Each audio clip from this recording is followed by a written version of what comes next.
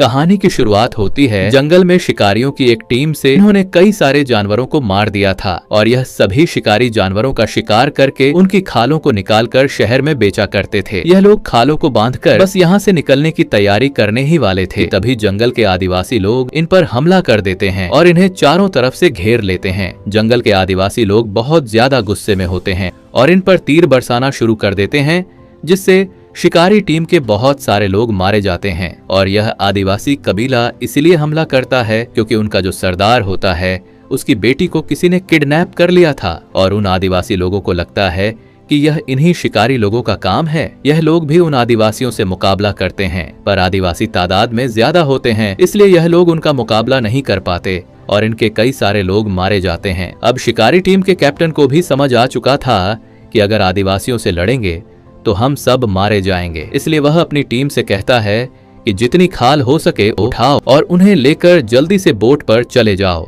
यहाँ मूवी का main character glass अपने बेटे के पास आता है और उसे जल्दी से बोट तक पहुँचने को कहता है। तभी यह लोग देखते हैं कि आदिवासी लोगों का एक और बड़ा ग्रुप आ रहा है, इसीलिए यह लोग लड़ना छोड़ देते हैं और अपनी जान बचाने के लिए तेजी से बोट की तरफ भागते हैं। इसी बीच शिकारी टीम के और भी कई सारे लोग मारे जाते हैं। बस कुछ ही लोग बोट तक पहुंचकर यहाँ से निकल जाते हैं। उनके जाने के बाद आदिवासी लोग शिकारियों से बची सारी खालों पर कब्जा कर लेते हैं और कबीले के सरदार को यहाँ अपनी बेटी नहीं मिलती।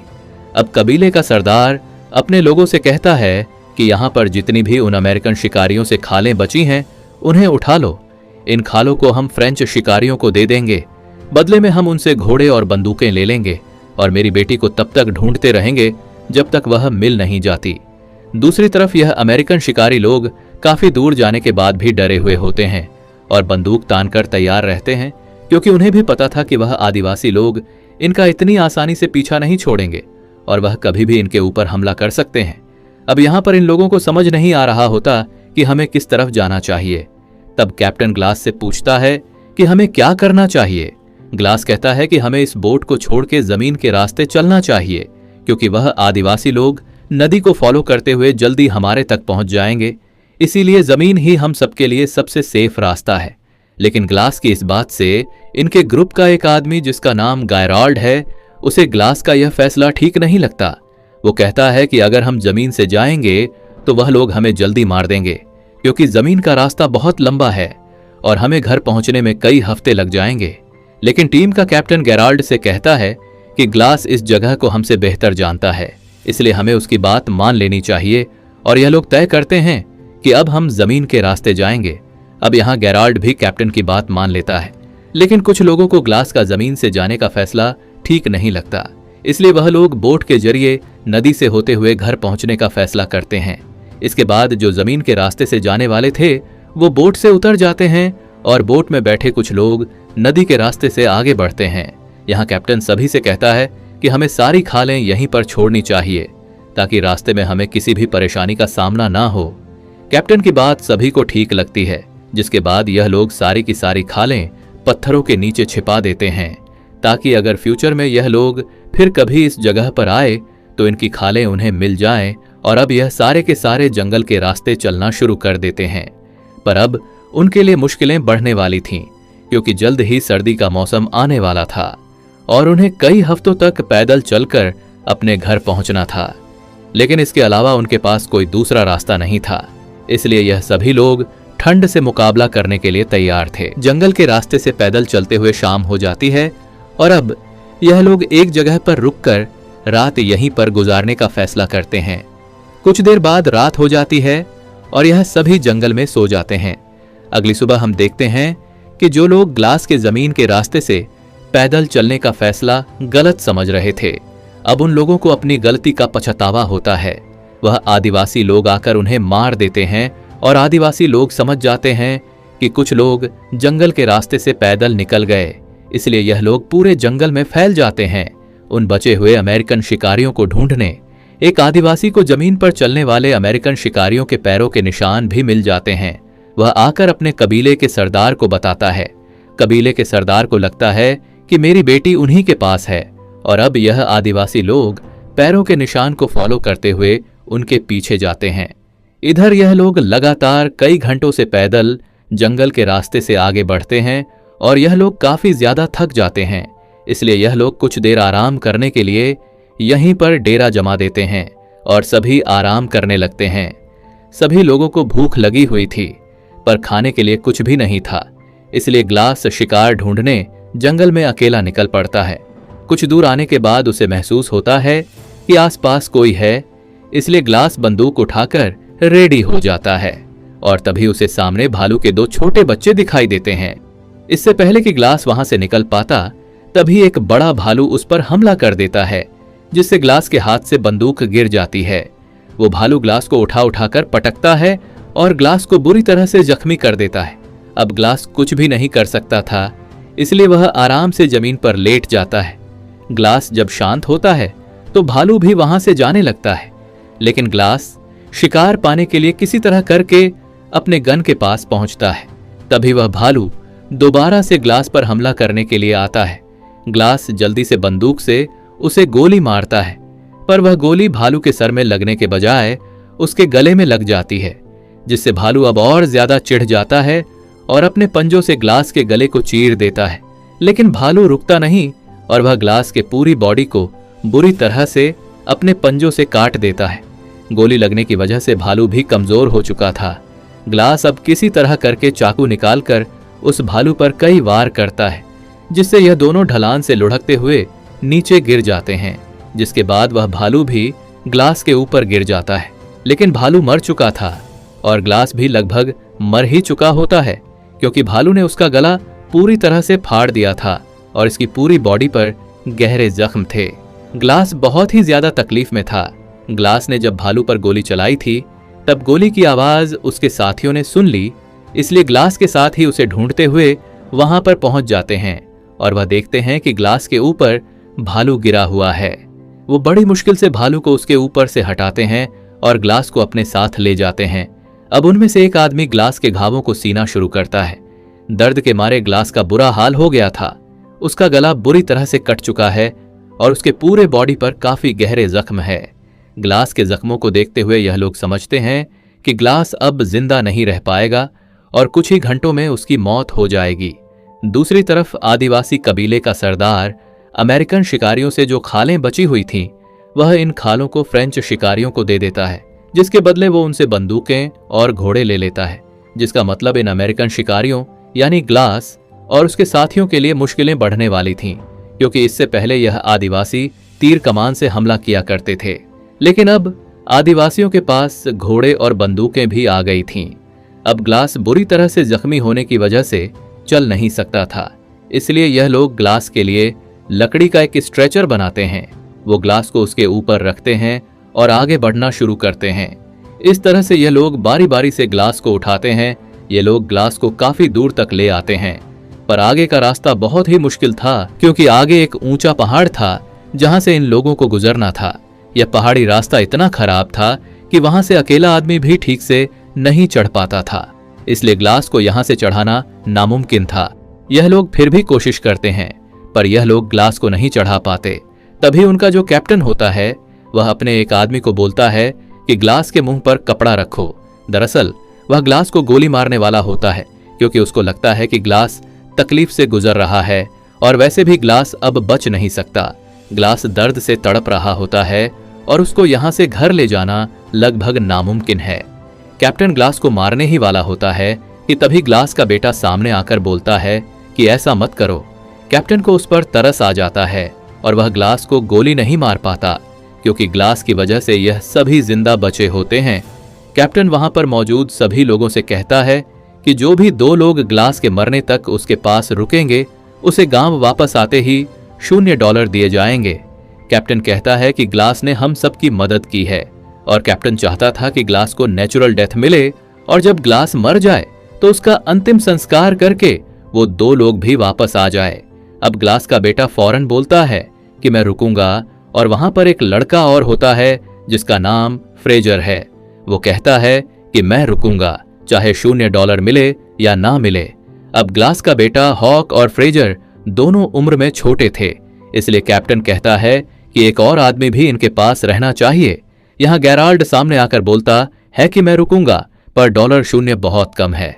तब कैप्टन बोलता है ठीक है, $1 मिलेगा, और तभी जो ग्लास का बेटा और जो दूसरा लड़का होता है वह कहते हैं कि तुम हमारे डॉलर भी रख सकते हो। यह सुनकर गैरल्ड कहता है, $300 काफी है, इससे मैं अपना घर खरीद सकता हूं, और वैसे भी 2 से 3 दिनों की बात है, इससे ज्यादा दिन ग्लास जिंदा नहीं बच पाएगा। और गैराल्ड भी उनके साथ रुकने के लिए तैयार हो जाता है।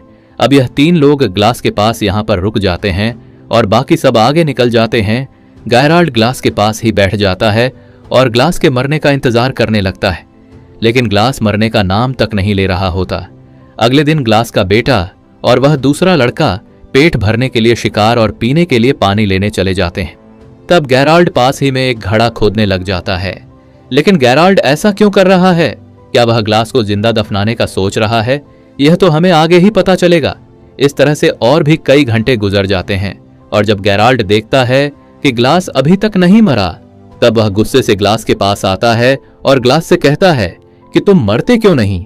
तुम्हारी वजह से हम सबकी जान चली जाएगी, क्योंकि आदिवासी लोग अभी भी पागलों की तरह हमें ढूंढ रहे हैं, और अगर आदिवासी यहाँ पर आ गए तो वह हम सबको मार देंगे, और तुम अपनी जान देकर अपने बेटे की और हम सबकी जान बचा सकते हो।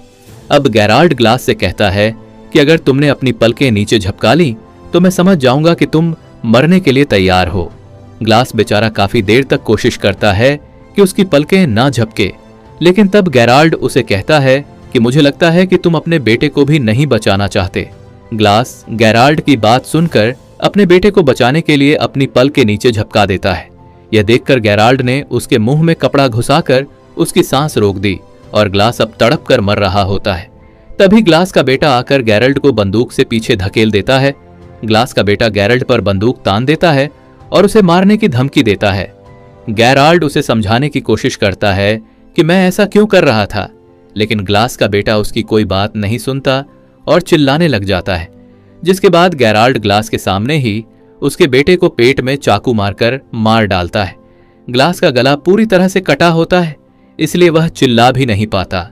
वह सिर्फ अपने बेटे को मरता हुआ देखता है और गैराल्ड उसके बेटे को उठाकर दूर एक जगह में छिपा देता है, ताकि जब वह तीसरा लड़का वहां पर आए तो वह इसे न देख पाए।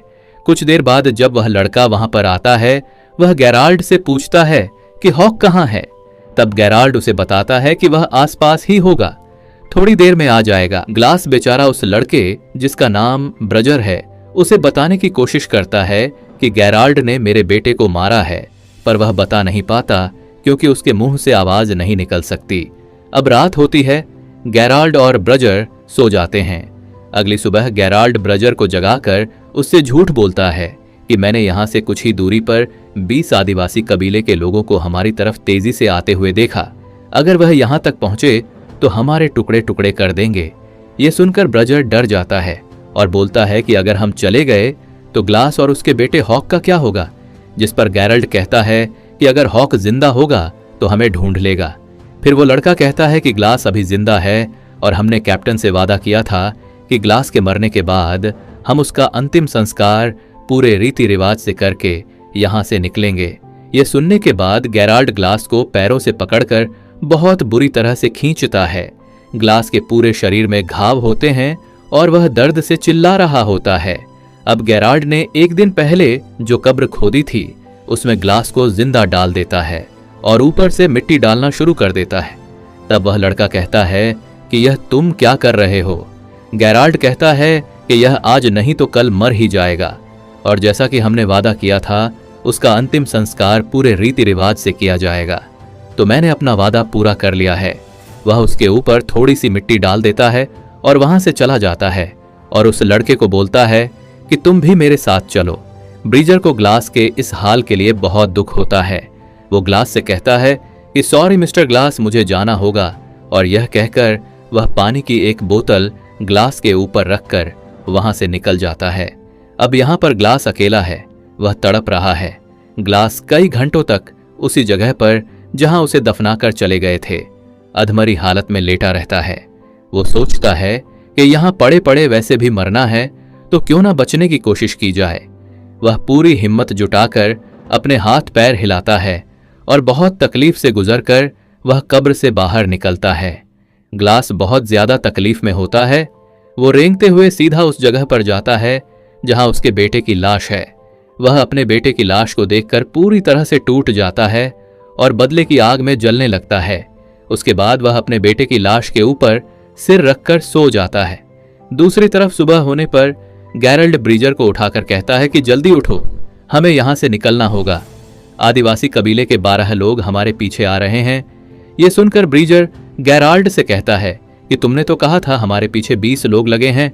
वह समझ जाता है कि गैराल्ड ने उससे झूठ कहा था, इसलिए वह गैराल्ड पर बंदूक तान लेता है। तब गैराल्ड ब्रजर से कहता है कि तुम्हें तो मेरा शुक्रिया अदा करना चाहिए। मैंने तुम्हारी जान बचाई और तुम्हें डराना जरूरी था, क्योंकि एक अधमरे इंसान के साथ हम अपनी जान खतरे में नहीं डाल सकते थे। वैसे भी ग्लास मरने वाला था, और अगर तुम जिंदा रहना चाहते हो तो मैं जैसा कहता हूं वैसा करो, वरना तुम अकेले ग्लास के पास वापस जा सकते हो।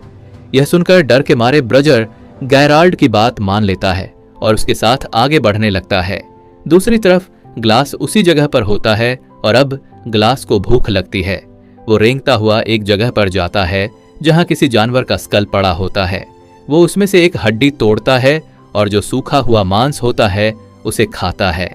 फिर वह रेंगता हुआ एक पहाड़ी के छोर तक जाता है जहां वह देखता है कि नीचे एक नदी है। ग्लास को अब प्यास भी लगी थी। वो बड़ी मुश्किल से उसी तरह रेंगता हुआ उस नदी के किनारे पहुंच जाता है और पानी पीने लगता है। लेकिन जब वह पानी पीता है तो पानी उसकी गर्दन से बाहर निकल जाता है, क्योंकि उसकी गर्दन कटी हुई थी। अब ग्लास को सबसे पहले अपने घावों का इलाज करना था। उसके पास थोड़ा बारूद बचा होता है। वह सूखी घास इकट्ठा कर आग जला लेता है और थोड़ा सा बारूद अपनी गर्दन के उस हिस्से पर डालता है जहां गला कटा हुआ था। फिर वह एक जली हुई लकड़ी को अपनी गर्दन में लगाता है, जिससे बारूद जलकर एक चिंगारी पैदा होती है और उस चिंगारी से उसकी गर्दन जल जाती है। वह ऐसा इसलिए करता है ताकि जलने से जो उसका घाव फटा हुआ है वह चिपक जाए।